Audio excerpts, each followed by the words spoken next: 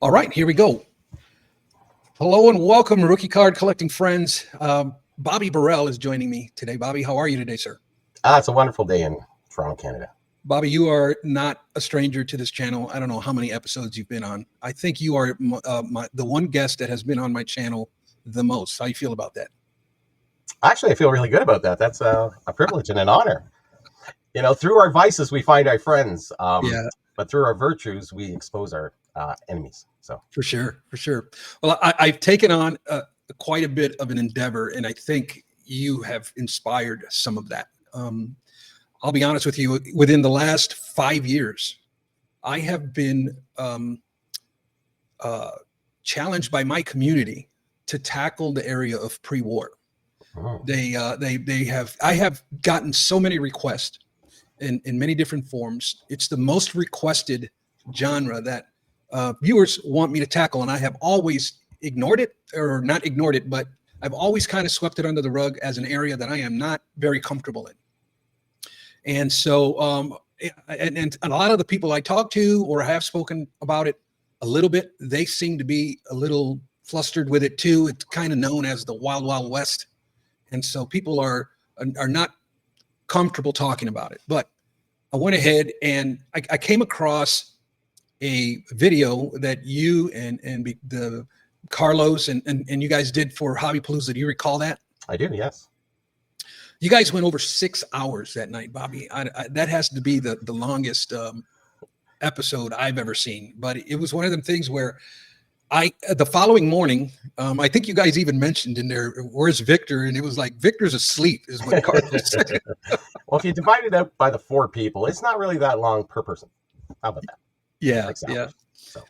But what ended up happening that night, as you guys are going into the wee hours of the morning, is there was a discussion that you and Michael Ham got into. And I want to share a little, like a 2-minute clip of that conversation. I'm just going to show the beginning of it.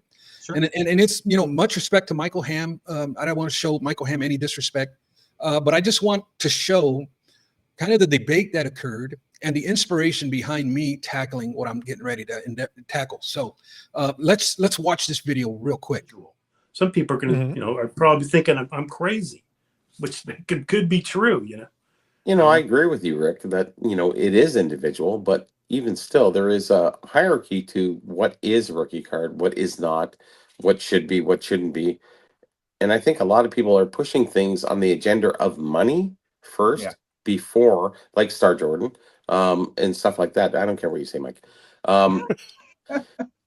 No, I'm just being truthful. Like, you can say Star Jordan, but it's issued in a full pack set. Like, oh, okay, whatever. So what? Listen to Jim Beckett. He says it. He says it all, and he says it right. They didn't have they had the licensing, but it was a very vague licensing and stuff like that. We can get in that, but this is all about money, and people want to push money forward. And we want to be actual and factual. And you want to play with anything in hockey? I'm there to duel with you about anything. But you want to get into the baseball and all that other stuff. Yeah, sure. Yeah, listen to whoever you want to. That's fine. Yeah, I mean, a lot of these things weren't mass distributed. I mean, they're strictly just maybe just in Massachusetts. The world was different back maybe then. Just East Coast. How were they distributed? Were they just given out? It was a salesperson going around. Even a state? I mean, shit. Ham, I'm not convinced Florida's a state now. Like, what are we talking about? Barely. But hold on. It's like we want to compare things to now versus then. Then is what it was. If it was distributed in only one city, tough shit. That's where it was. No, it was no. We can't keep making rules up because we exist at a certain time. It existed before us. It was real. It happened. It's of the time. It's of the time. If it's not a national produced item, it's not of the time. I'm sorry. What time? Whatever time it was. It doesn't matter. The time you want to make cards something, like Beckett did. Beckett created rules because it felt it had to. It created a hierarchy because it had to. It had to massage a market. Massage? I don't think they massaged the market. I think they were trying to be actual and factual. Because everybody likes to create their own market, and that's the unfortunate part. Is we're listening to the influencers here, trying to No, influence cards we're beyond going with what they whatever the really, trend really is. are. Like you, No, I'm sorry. What would you We're gonna guys find out here. consider? And they have sides never of been, it, but and when I'm only talking until about history recently and has time everything and going back changed to the because of beginning, money. you And if can't money take is the today as influencing then. factor, it's not the true um, determination of what it really should Who be. gets to determine All that? right. Pause. Both of History. you. Pause. Pause. Pause. First is Pause. history. Pause. I'm paused. Pause. Okay, I'm going to stop it there for the sake of time, Bobby. But there was so much there to chew on, and I really, I was going to make a response video to this video, but it was one of them things, Bobby, that when I heard your argument in its totality, I was like, enough said. I don't need to dig into this any further. And it's one of them things where, and Michael Hamm was making a good argument in the fact to where this is how a lot of modern day collectors or maybe a younger generation, this is how kind of they view things. Like there was no rules. And yes, there were many established guidelines that hobbyists followed. I think a lot of it, though, has to do with we just don't know, because a lot of those things haven't been spoken of for so long. And that's kind of the work that you and I do, is to try to preserve that history and know that there was a set of guidelines. There is a structure to it, to the madness. We just have to adopt it into our collecting habits if we choose to. Well, certainly, you know, the knowledge begins at the threshold of disbelief. So Michael's belief is different. And until he understands the totality of modern versus vintage, only until that time will knowledge start to be acquired, I think. Better sense of knowledge. He's very freelance in the way he thinks, and which is fine. It just, I've been doing this a long time and went through a lot of collectors. We've talked about this for decades, and I am where I am for that reason. Yeah, and in the light of like what's going on in the world today, what happened last week here, even it's one of them things where I think we shouldn't criticize each other's convictions, right? If you have a way of thinking and it's established on standards and principles, and you've developed a conviction about it, who am I to say that your conviction is wrong, and vice versa? Who are you to tell me that my convictions are wrong, type of thing? You know what I mean? And everybody is entitled to their opinion, so long as they have some form of like standing to their opinion, where it has a semblance of structure and facts, right? And I just a little bit of homework, and I think we all can get there. But Bobby, this really inspired me. Not only did the years of my community asking me to tackle this, but I think this was the trigger for me that really lit a fire under me to stop avoiding this, stop doing what everyone else is doing in the industry, and tackle this project and try to create a system using the system that I use for post-war, and try to come to some semblance on pre-war. And what I ended up doing, Bobby, was I had a discussion with ChatGPT one night, and it was over an hour-long conversation. And what I really appreciated about ChatGPT was that it kind of knows already what I'm doing and why I'm doing it. So it can kind of get in my head and really give me some keen insights. And so what I've done is I've gathered up all this information, and I've created this outline. And what I want to do is I don't want to trust on ChatGPT solely, okay? Because there's some nuances there that I don't think it picks up on. But I am going to use this as kind of a template with you to kind of gain. You're teaching me here a little bit about pre-war. I'm not very knowledgeable, but I am competent when it comes to pre-war. And I'm just trying to put the pieces of this puzzle together for my sake, okay? And it's not that what I say goes. I'm just trying to gain different perspectives, and I'm going to bring you on. And I have a list of quite a few other people that I would love to bring on and kind of get their opinion on this exact same structure that we're getting ready to unveil today. You ready for that? Yeah, most certainly. You know, I understand that with pre-war for hockey, it's a little easier because there's less sets involved as there would be in baseball and there would be in football. Basketball, we have more sets. But it's been a long time established, so maybe we can go in that direction, and I can give a little comparison so we can have a better understanding from my perspective and from the video. Yeah. So what I'm going to be doing is I'm going to be taking my system and downloading pre-war into it and see what kind of minutia comes out at the other end. Yeah. But one of the very first things, and this was advised to me by ChatGPT, when it comes to trying to figure out the true rookie cards, and that's my goal here. I'm trying to figure out the true rookie cards for the pre-war era. I'm not interested in getting into debates or getting into the weeds, because again, I'm not really strong on the topic. But the first thing that ChatGPT recommended when trying to figure out the true rookie cards of pre-war was defining what a sports card is.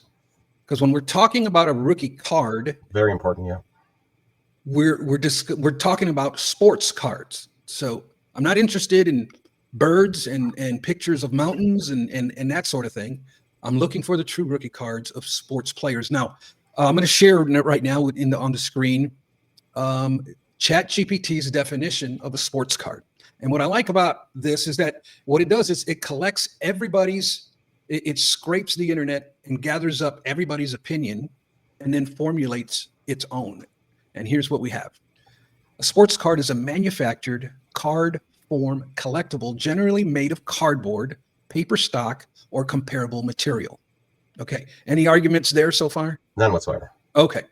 That depicts an athlete, team, or sporting subject. It includes some form of identifying information and was issued through an established channel of distribution for the purpose of promoting, commemorating, or commercializing the sport and its participants. Sure. Kind of a lengthy definition here, but now let's extract each main point here and let's look at each core characteristics of what it's telling us here. So it's telling us the format it has to be produced on. It's made of cardboard, no argument there. It's got to be flat and be able to be held in your hand. How do you feel about that? Yeah, in your hand. I think that's a fine way to determine it. I don't really know, as Mike Ham actually mentioned, something about turkey reds or the earlier larger cabinet photos. We don't know that consideration, but we get into baseball, I lack in that information of really getting into that. But I'm sure it can be determined for that time period. However, otherwise, yes.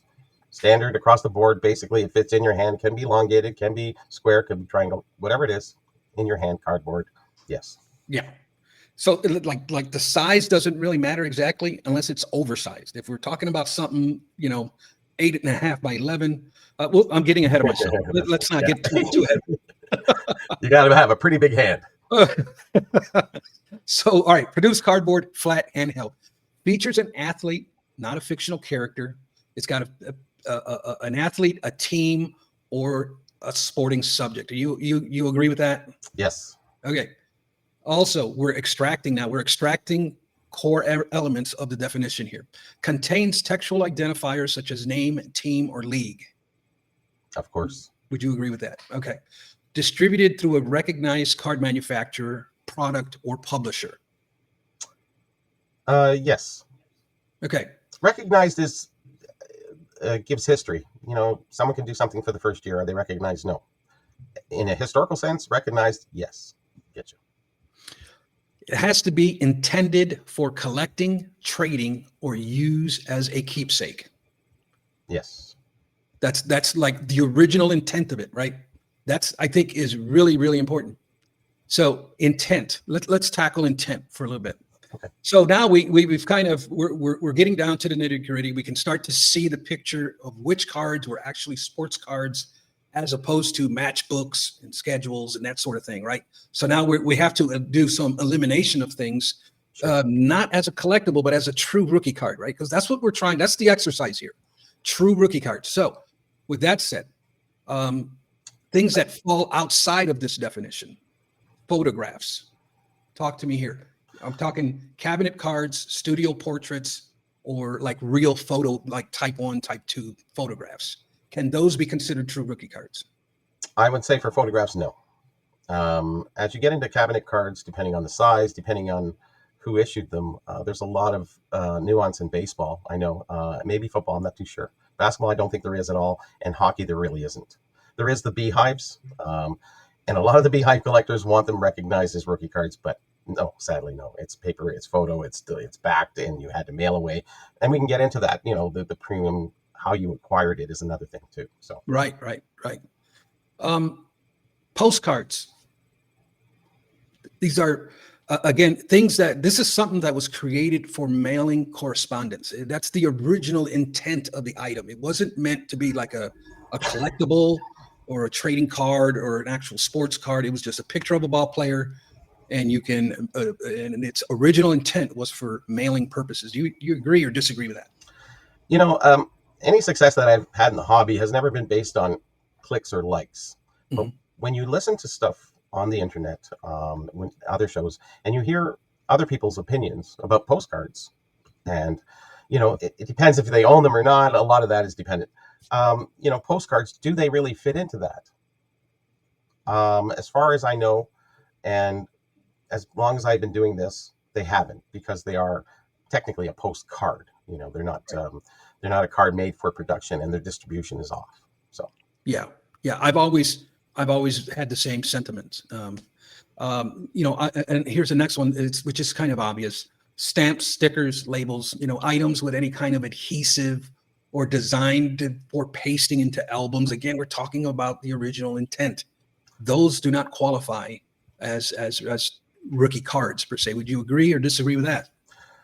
I would agree with it 99%. The 1% I have is in my Needham app, the vintage hockey and CFL football app that I have. We had made inroads to the 80s stickers. And I actually wanted to do an RS, rookie sticker, instead of rookie card, because there's a lot of problem. A lot of the people in the 80s, that's all they did was stickers, because stickers were everywhere. And cards really took a back seat in that part. So out of consideration, you can do that. Does it have the same significance? No, but I'm just saying that would be the only 1% that I would say as for stickers. Yes. I did an interview, or I had a Zoom call, I guess, a StreamYard call with a guy named Jose from Portugal. And I did a video on soccer, and he really wanted to talk to me about some challenges out in Portugal with stickers and how they view in foreign countries, in the UK, that sort of thing. There you go. Stickers are considered rookie cards. And then there's even some debate that in that side of the world, whether, they are or aren't. Some people believe, no, it's got to be a card, but the majority of people think that stickers, and it's like, why can it not be RS like I've determined? Yeah. Sticker. Yeah. Rookie sticker. Rookie card, because it's not a card, it is a sticker. Right.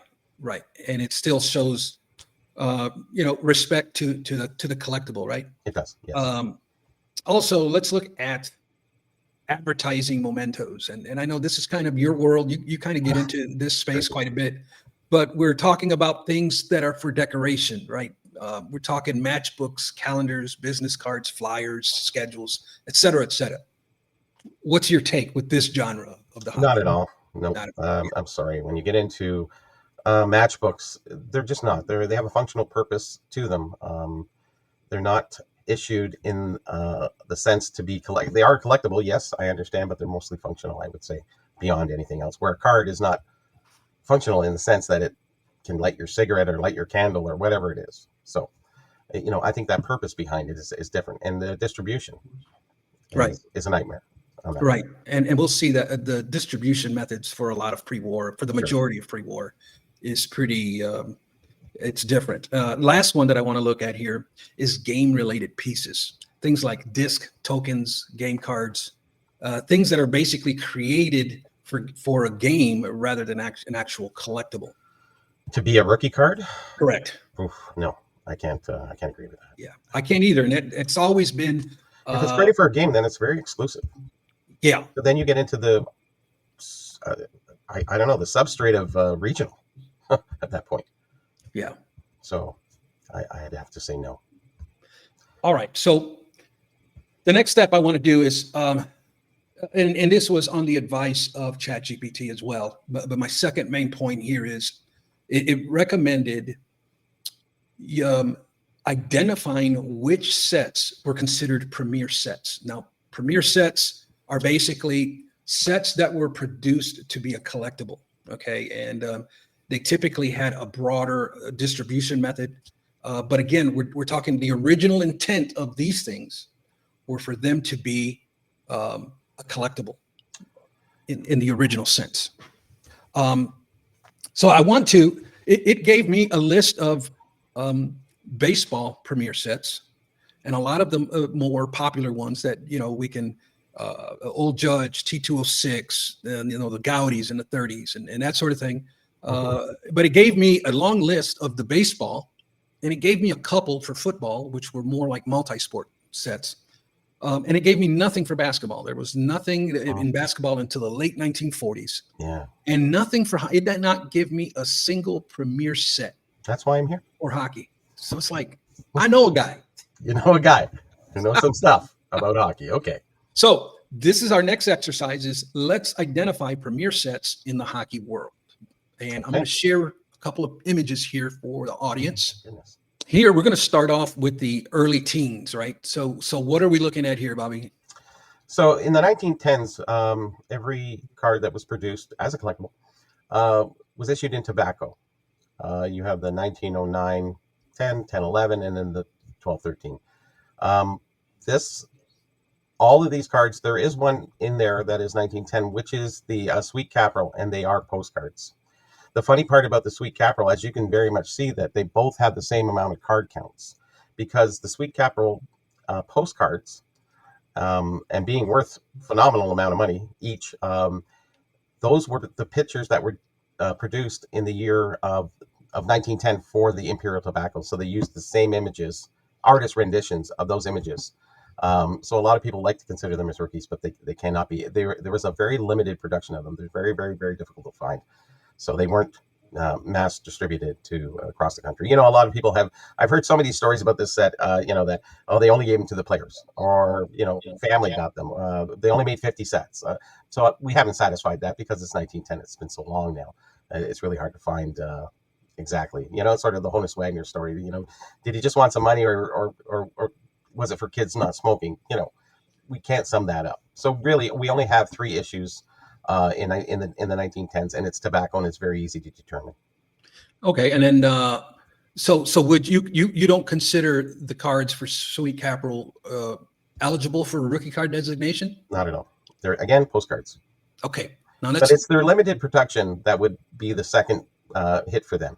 We can look at some things and say, okay, regional, questionable.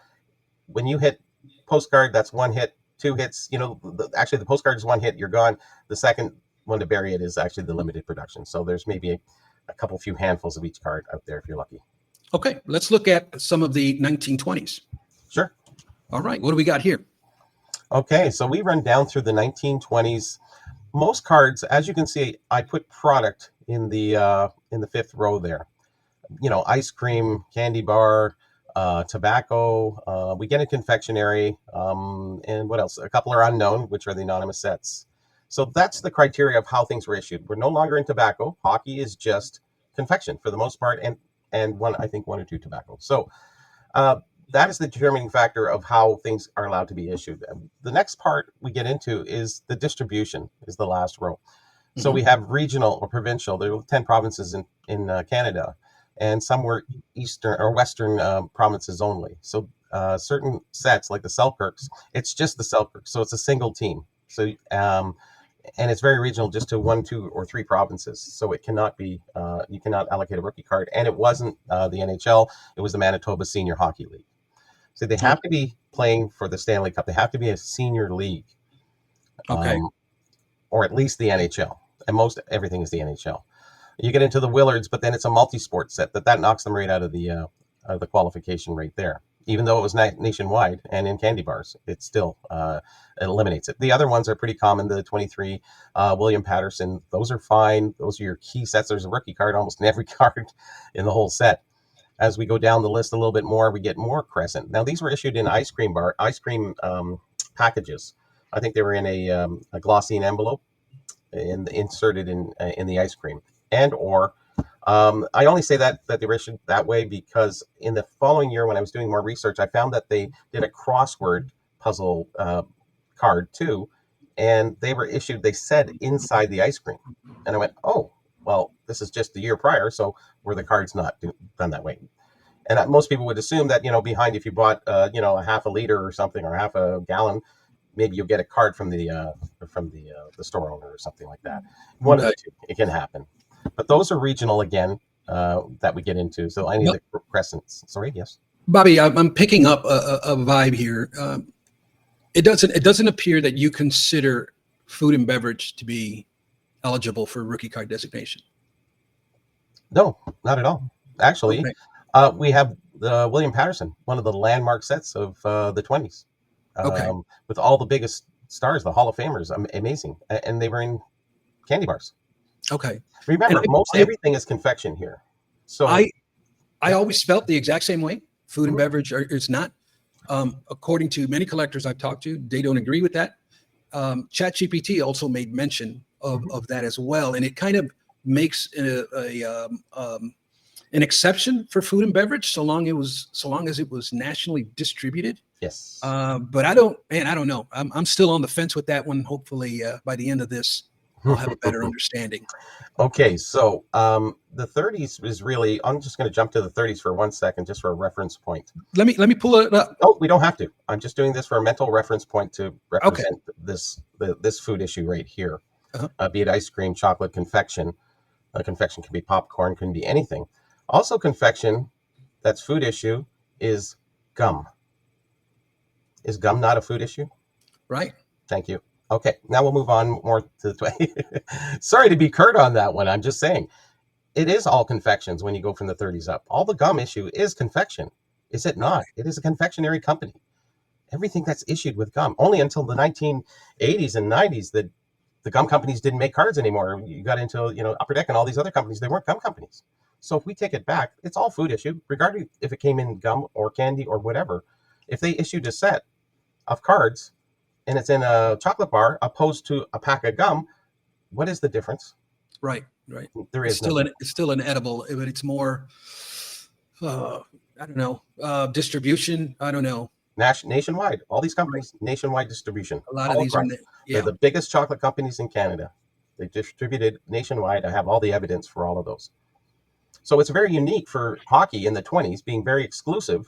I think there's only one tobacco issue. Is there? I'm not too sure if there was. Yes, there is. The Champ cigarettes. That's the only one that was a tobacco. Now, tobacco is another consumable product, but it's not confection. But it does fit in there because it's allowed. All these things are allowed as long as they fit that criteria. If it isn't nationally distributed, it cannot be a rookie card. If it is a multi-set, it cannot be a rookie card. If it is a team set, it cannot be a rookie card. If it is regional just to one or two provinces, it cannot be a rookie card. So we've eliminated all of those. All those are listed here. Everything is listed here. Yeah. We get into what are the other issues that were issued through, there's no gum here, unfortunately, but there is all the other confections. We have popcorn. We have maple crispet. We assume it was popcorn for the most part. Anything that was issued in with a confection, and gum is actually, if you looked up the definition of gum, I'm sure it says confection. It has to be. So we cannot get away. It's not like the Star rookie card. You get back into that one again, Yeah, don't get me started. I won't get you started, but I'm saying they didn't have gum. They didn't have anything. It was just like wherever it went, it went. Every store shelf, everywhere. Right. Probably more chocolate bars were sold than gum at that time period through the 20s. So as long as it was issued, as long as it was nationwide, in every store and available to every child, it's fine. And it's one of the few, because once we get into the 30s, we almost get exclusively gum going forward. And I think we've been sort of brainwashed by gum that it isn't a confection, but it is. It's just like a chocolate bar. It's the same thing. So in your sphere of influence, in your circles up there in Canada, what is the overall sentiment of pre-war rookie cards? Is everybody kind of like in line with you? Well, certainly. It's not just me. You can go back to Beckett Guide. It's everything that I tried to break down when I did the history is I was looking. The glass was never half empty. It was always empty, and we started to build up from there. And we had that criteria that we would go through, and that's where we end up. That everything that was basically done is basically what it is today, except for a few minor adjustments. Yeah, and it seems like over time, very slowly, very subtly, a lot of that stuff just faded away, man, and it just like disappeared. And I don't know. That's why we're in the state that we're in. A rookie card, very muddied, very confusing, very chaotic. It's very easy though. Maybe because it's smaller. or maybe because in Canada we're pretty friendly up here, so maybe we're just Yes. easygoing and we don't want to shake the. I guess I'm the one who shakes the shakes the Jello tree, right? So another confection. Anyways, all right. I want to move on to like a core Sure. criteria for consideration here, and we can talk about it and kind of go back and forth with it. The first one is the first major appearance, right? And this is basically a player's earliest card in a structured collectible set. Now, there's a lot of debate on this first thing, which was Michael Hamm's point on his argument was it's the first. It's the first of the first. It doesn't matter what it is, where it's from, who made it. Nothing matters. It's the first. Why is that not okay? Which was your argument? it becomes a floating rookie card at that point. Because, oh, I found this one. Oh, I found this one. Now we got a new rookie card. So that one's no longer worth $5 million. It's this one. And that one takes a step down. We have to have some semblance, some guidelines. They've already been basically established. There's been a lot of fluctuation because we're putting a lot of money on the line for a lot of people with what they want to call things. You know, we can get into the Babe Ruth card again, or the. Yeah, and I was going to say the biggest culprit is the auction houses on that kind of thing. You know, and I had one auctioneer, tell me that the 84 star is the true rookie card. And it was like, but if somebody walks in and wants you to auction off the 86 Fleer, what are you going to advertise it as? What do you call? We got two rookies now. So your honest opinion is that the 84 star is the true rookie card, but now you're a businessman and you got to sell. Big difference. And that's the problem we have. And presumption mainly leads to assumption, and I think people assume once they have possession. So the first appearance, that is important. We can't completely disregard that. Right? Oh, this pre-rookie card is fine. But it's one of them things that it's structured in a collectible set. Yes. That's the importance. Yes. That's the importance of identifying the premier sets of that era. Yes. Okay. And so the next one is distribution, wide distribution. Sure. Now, here's what I've had a recent epiphany on, and it really challenged my thinking. Because I'm a big national distribution guy, but that's impossible, literally impossible for pre-war in the majority of cases. But there is a thought out there that says, wait a minute, there's a difference between regional major and regional minor. Regional major would be like Canada would be considered a major region. Cards distributed only on the East Coast is considered regional major. But then little stuff, there's also tons and tons of things that were distributed only to a certain city. No. Or a certain restaurant. No. In a certain tiny region. What's your take on that? Canada's easy. Either it was generally across the board, the whole Canada, because we only had so many companies. There was regional companies that issued, the Crescent and what have you. Mm-hmm. But most of the companies, the bigger companies, the Willard's Chocolate, the William Patterson, all the other chocolate companies, all across Canada, from one end to the other. It's not like it was the major source of chocolate bars for Canada, all these companies. And we're talking non-sports and all these other things that went across Canada, 10 provinces. We shift that down to the US where we have 50. And it is kind of divided up, northeast, southwest, all this, and everything happened in somewhat of a regional. But major and minor, I think, are really important things to add to that. I think so too, and I'm really considering that. Now, here's the thing, because now I know you and I have talked about it in the past on personal conversations, but let me throw this at you. We have a lot of football cards in the 1970s, especially of the CFL, and some of those players are featured in those sets. In the CFL set of a rookie card. Joe Theismann. Yeah, Joe Theismann. But then he came over to the NFL side the following year, and now he has a Topps rookie card. So now. Oh, so he's not a Topps up here. Right. He is a Topps up here. Is it? Topps owns a license. Okay, I don't know. Under O-Pee-Chee, they own the license. They still own the license for the CFL. Right. So any card that was issued comes up to Canada. It's only available in Canada. It's a major source. That's where his true rookie lies. So I would say Joe Theismann's rookie is the Canadian O-Pee-Chee, which is actually owned by Topps. So it's the first Topps card. What about the league? The CFL was a major league here.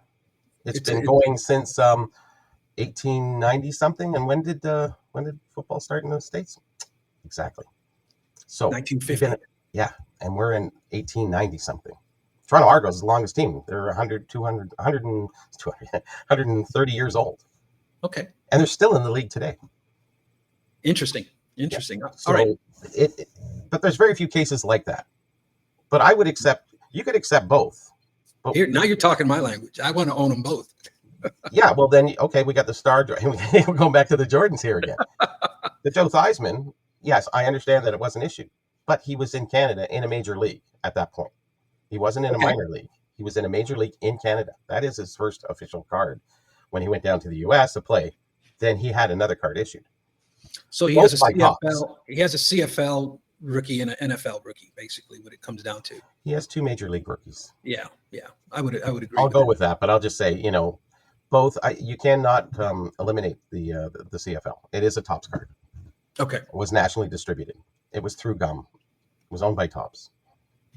Next up is we're looking at core criteria for consideration. And again, Bobby's, we're talking hockey here. I don't want, some of the viewers might get in an uproar because they know baseball very well and we might be making comparisons.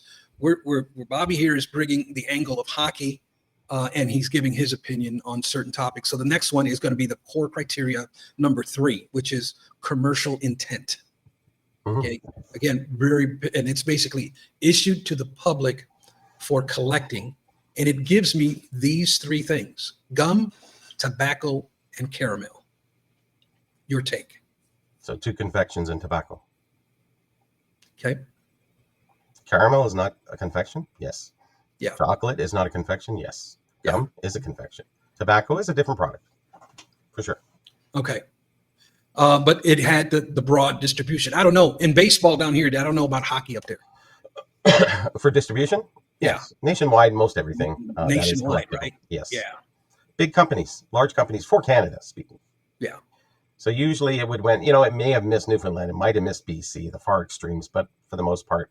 And you have to look at, we had for hockey, generally 2 to 3 teams. Hamilton, Ottawa, Montreal had 2 teams, Montreal Maroons and Montreal Canadiens. So we have 4 or 5 teams that actually make up the lion's share. The rest of the Canada has no teams in the NHL.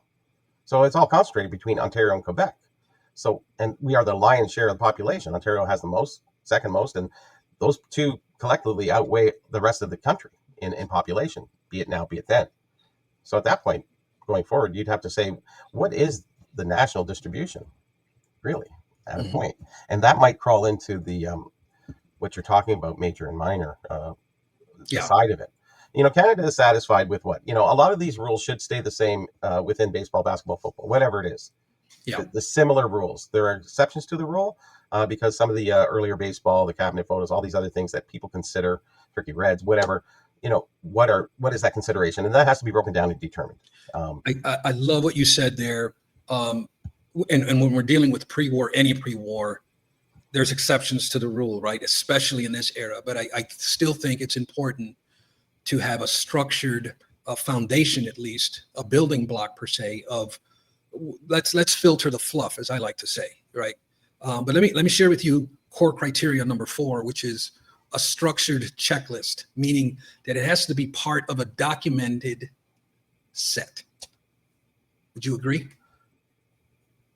But is that based on the intent of the company? I would say, yeah.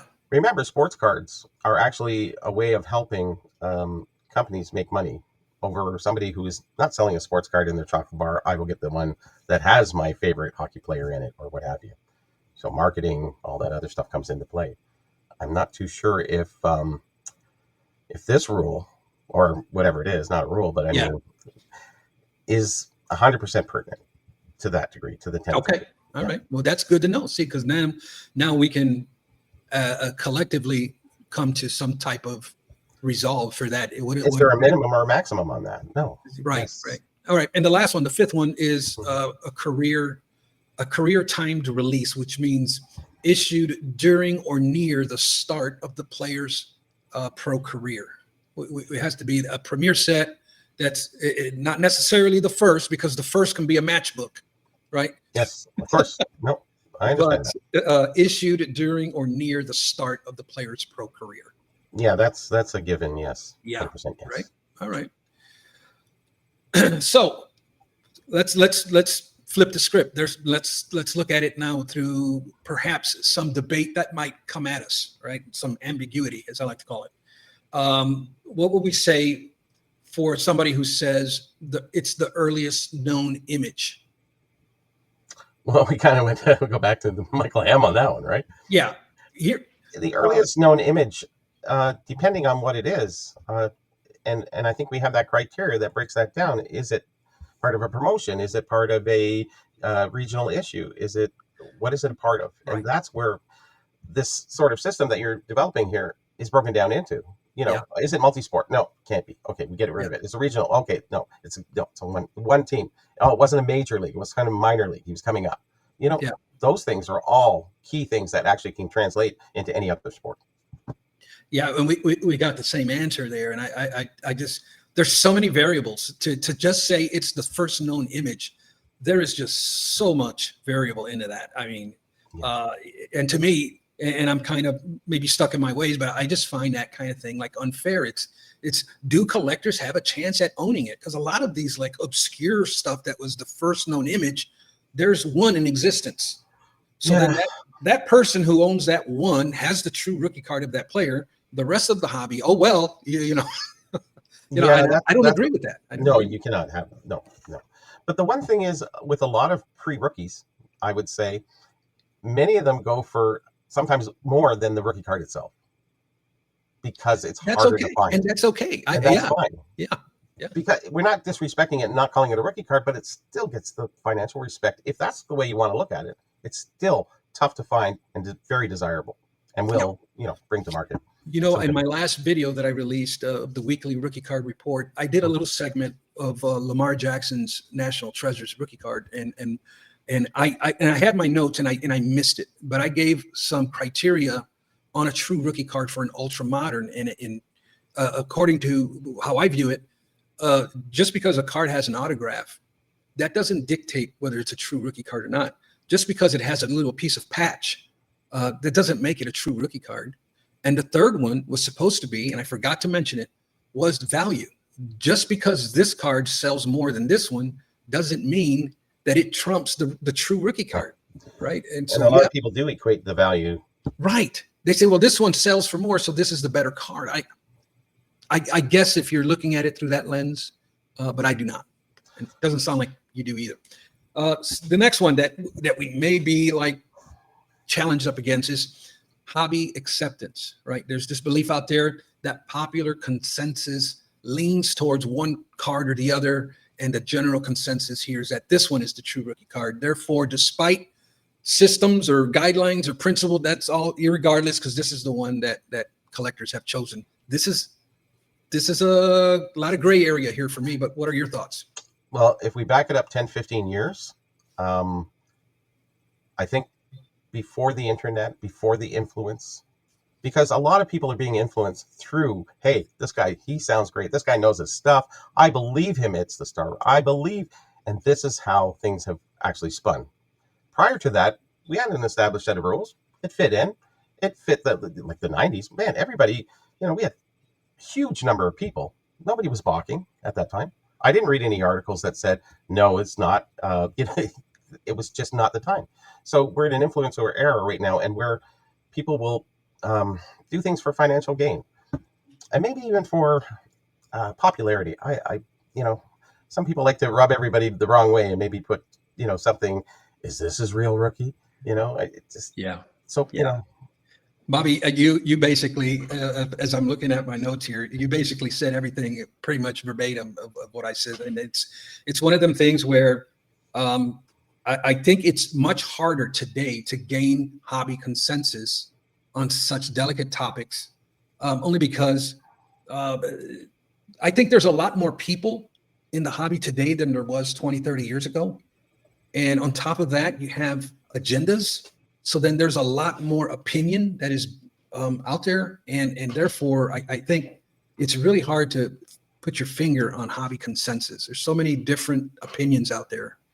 And so, yeah, man, proud of you because we're like spot on there. Well, you use the word hobby, and I think that's a term that's thrown around a little too much. I think card industry or card market is really a lot of the new mantra of what's out there. It's more about the industry. We talk too much about third parties and gem rates and stuff like that. We don't talk about the cards. We don't talk about the players. The definition of a hobby is doing something in your spare time for solace. Relax, enjoy. Money's in there. It's there, but now it's all money. Mm-hmm. I wonder if I should buy this rookie card. Do you think he's going to do? Just buy it if you like it. Right. You can't change people's mind, though. We have a new way of thinking, and that's through the internet. Whereas, like I said, any success that I had in the hobby has never been by clicks or likes, and I will never actually be known for that, I don't believe. Mm-hmm. I think everything that I have done, I'm just bringing it forward from a long-standing point of a lot of research. I have a collection of price guides, American football, baseball, basketball, all the big major writers back in the time period, and how everything was determined. And I'm finding the same things that I think they think. And that was before I read them. And now I can push that forward. But now, since the last 10 years, I would say, we have a different sort of what seems like is a consensus, but really isn't. It's just who has the most clicks and likes. And I would go, I would go even a step further that the hobby doesn't have consensus. Money does, unfortunately. Yes. And that's where clout and power, influence, yes, all that stuff comes into play. And it plays with people's minds change their minds, change their decisions about what they, always thought and what's new and what's out there today. And hey, the talk of that has made this card go up this much. So it must be them because they must be right because it has went up. But you get enough people, all you need is 2 people to make an auction work, right? That's it. Yep. So if you influence 2 people, that's all it takes. It's like that herbal lesson. 2 people, 4 people, tell 2 friends. Yeah. It just keeps going. And we're at that point now. And all we're giving is a little historical voice of reason of what was. You want to change the rules? I don't know. Maybe the ultra-modern is different. And I'm cutting it off at a certain, there we go. Let's go back. Bobby, I wanted to end with this as we land the plane for this episode. It's basically, this is a beta definition. I hope that by the end of this exercise or this project, that this definition will be tweaked. But this was a ChatGPT generated definition of a pre-war rookie card. It is a player's first widely distributed, commercially intended card issued before 1948, during or near the start of their professional playing career. That covers the board so well. It leaves it, widely distributed. I really like that word because it doesn't mean totally regional. It gets away from the regional, but widely distributed enough. Like I was saying before, if you had,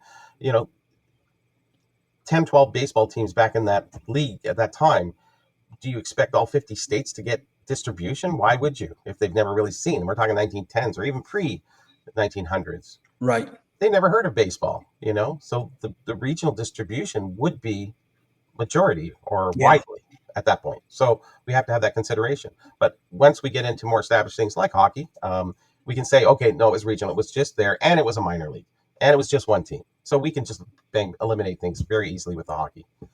Yeah. And I want I would love, some feedback from those who are viewing. Please share any comments or insights that you may have, because this is a topic we're going to continue to explore. And I give this disclaimer. This is not an official definition. This is just me having a conversation with ChatGPT. I thought this covered it nicely as well. But let's see how all of this evolves and see what the future brings. Bobby, man, you are a friend indeed. I love what you have to offer the hobby. You are a wealth of knowledge. You're a gentleman and a scholar, and I call you friend, man. So I appreciate all the support you've always shown me, and I support you as well. I don't know if people know this or not, but they should. You have released an app called Needum, Needum. And give us a little bit of details of what this database offers collectors, Bobby. Yeah, it's a repository. I've written 3 books in 2003, 2000 price guides.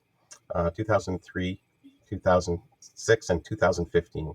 The next stage was an app. So it's a repository of everything that I have for hockey, all food issue, all cards, all priced, every picture you ever wanted to see, all the marketing, the promotional, the wrappers, the boxes, write-ups, 4, 5, 10, 15 paragraphs long.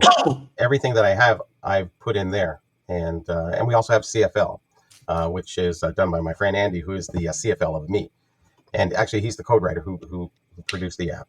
So we've been working on it for 8 years. We released it a couple of years ago, and we've been gaining a lot of success, especially in most recent years. We've been out there advertising. It's very, it's very specific. I understand. A lot of people in baseball or what have you wouldn't want it, but I do plan on adding O-Pee-Chee baseball. I do plan on adding Parkhurst, all the non-sports. I do plan on extending it to the things that aren't really out there or that people know about that I do have information on, because I am very good at non-sports and Topps history and Peachy history and what have you too. So I'm tying everything in there. So it's an interesting app, and it works so well. And it's decades of accumulation of knowledge, all in one app. I know it's right now. You're saying it's only hockey for now, right? Hockey and CFL. And hockey and CFL, and it goes up to. Well, hockey does 1910, all the prewar, right up to 1990. I stopped there. With the CFL, it goes from 1800 to current day. Okay. So my books, in my books, I think I got the most amount of pictures was about 2,800, which was really good. My app has 37,000. Wow. The CFL has 72,000. Wow. So it's a huge repository. Nobody's ever done anything in football or basketball or baseball. Like I said, basketball is always obtainable. You could do basketball. It would be nice to see somebody do that, just for the history, the archiving. Yeah. The Beckett guys are out there for a lot of this stuff. We're going deep.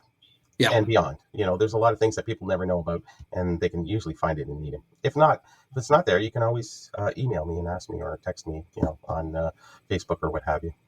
And it also includes merchandise and that type of thing, right? Is that what you call it? I don't know. Merchandise is, I have it broken down to, we have cards, we have food issue, and then we have merchandise. Merchandise is stuff that was just sold in stores on a shelf. You wanted that really cool. It's really cool helmet, plaque. They sold them in shelves, so it wasn't anything you get in a pack. Wasn't anything you got through mailing away for food. It was merchandise. So I break it down that way, because a lot of people have this big oddball dump in of oddball. It's just oddball, right? It's just let's just throw it there. Now this way it breaks it down, and it's fair. It's food issue is food issue. How do you feel about the word oddball? I think the oddball falls into the totally extreme end of things. That's when you can't even really say, well, it wasn't in stores. So oddball, you could almost say that it was like almost a salesman sample at a certain point, because it doesn't really fit in, because it was only distributed exclusively, maybe only to owners. Then you can say that gets into the oddball kind of, because it doesn't fit into the criteria. Maybe it was food issue, but it was a promo for that before it came out, so that the shop owner would go, hey, I like this kind of thing. They did this special thing, and now I'm going to order it so I can sell it to my people. So maybe oddball might fit in there. I like, and I'm big into words, Bobby. I love to study words, and I did some for this exercise here. But for prewar, I would like to, I don't know. To me, oddball. To me, a better word would be obscure. Yes. And for like merchandise, I like the word novelties. Look up that word. I know novelties. Novelties fall into the gumball related area.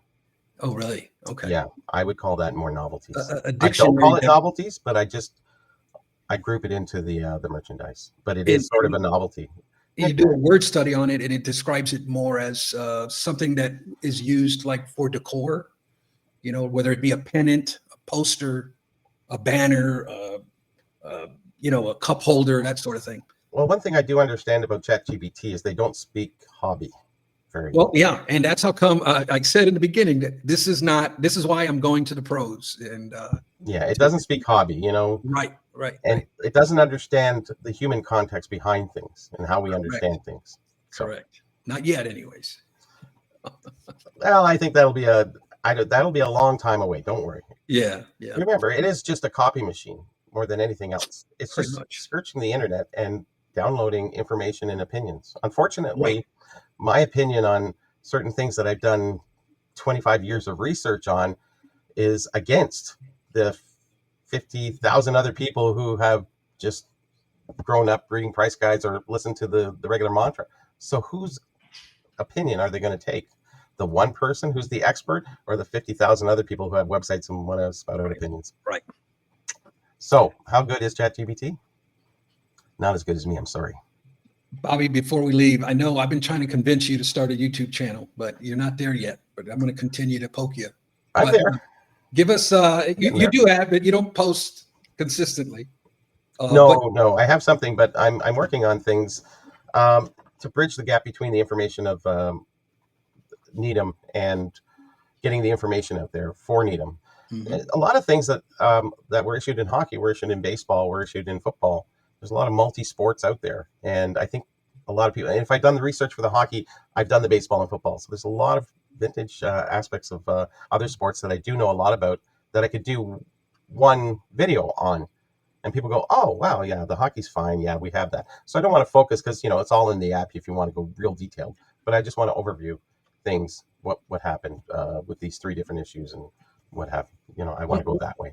One last question. What's your take on multi-sport? I know it's widely distributed. It was created to be a collectible. Mm-hmm. It is an actual set. What's your take on like multi-sport?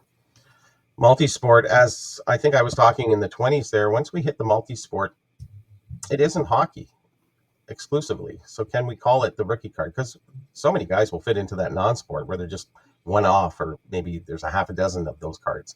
And then you're all over the board again with whatever. So you just have to eliminate that because it isn't a hockey set. It isn't a baseball set. It's a little bit of everything. Tennis, table tennis, marbles, all these different little things that are part of the sport. It's not, so you cannot determine a rookie from those. That's the only thing. Are they recognized? Yes. The cards sell well. The hockey ones that I know, or the baseball ones, or, the Dominion Chocolate's a 100-card set. It's got, I don't know, maybe about 12 to 15 hockey cards, but it also has a couple baseball, and it has a few football, and they have golf cards, famous golf, Bobby. There's so many. I like to see more recognition with those, and I do a good write-up, but we can't put rookie cards in those. Okay. Bobby, where can we find you like on a weekly basis? Where are you at? I'm actually, for the most part, I'm on Facebook, and I have a group there called the VHC, Vintage Hockey Collector. We have about 2,500 members, and funny part is we really don't even talk about cards. Cards are not allowed. So it's all merchandise and food issue and oddball. That's what happened. The times I've been on there, it's a pretty active group too. But you're also on a mutual friend, Because I'm Carlos. Yes, I'm on the show every Friday on Because I'm Carlos. That's Friday nights at 8:00, and we go for a few hours. And I'm also on Instagram, Bobby BHC. And other than that, I'm just I don't have TikTok, or I don't have any of the other websites so that I do anything on. I keep busy enough in my own business, doing my own research and adding new things constantly to the hobby. So, well, there you have it, friends. Good friend of the channel, Bobby Burrell. You can find him on Because I'm Carlos. You can find him in the Needham app, Facebook group. Reach out if that's something that interests you. Bobby, thank you once again for coming on the show. And I'm sure that you will echo the sentiments that not all rookie cards are created equal. Until next time, ciao. Bye-bye.